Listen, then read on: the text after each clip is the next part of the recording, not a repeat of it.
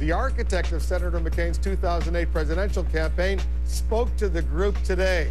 Let's bring in our senior congressional correspondent, Dana Bash, who's working the story for us. Somewhat surprising remarks, Dana. That's right. And what he said, look at recent election results. In fact, we have a map to illustrate what he was talking about, the election he worked on, 2008. Look at the colors. Red represents red. Represents Republicans, rather. They have lost on the coast and in the Northeast big time, especially in the last election. And what he said is that he believes a big reason for that is the Republican coalition is shrinking because it is perceived as intolerant. And he actually said that's especially true when it comes to gay rights. A surprising challenge from the man who ran John McCain's presidential campaign.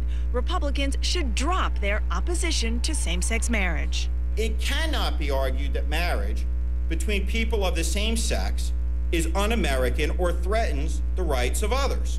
And our great Republican Party should always be on the side of expanding freedom and equal rights. Steve Schmidt told this gathering of gay Republicans that allowing same-sex marriage is in line with the conservative credo to live and let live and keep government out of your life. And he argued raw politics. The GOP must be more open if it wants to reverse an alarming trend, a shrinking coalition, especially among younger, more accepting voters.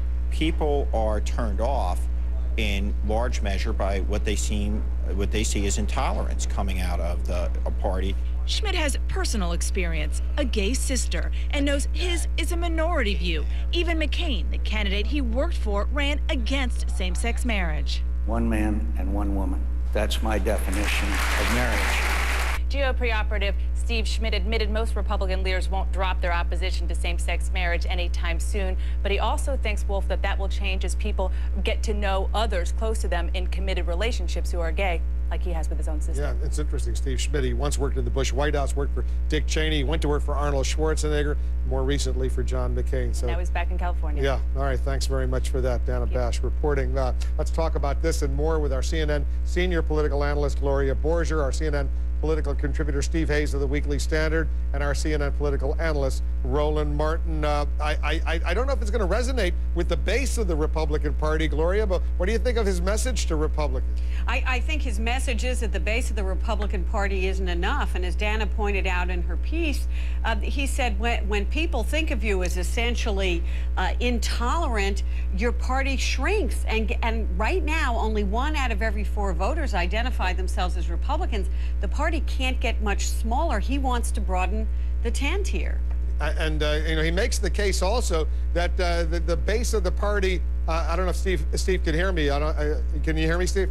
Yep. Okay. He makes the point, Steve, that the base of the party is listening too much to religion. It is obviously important to all of us that homosexual marriage does not become the law of the land.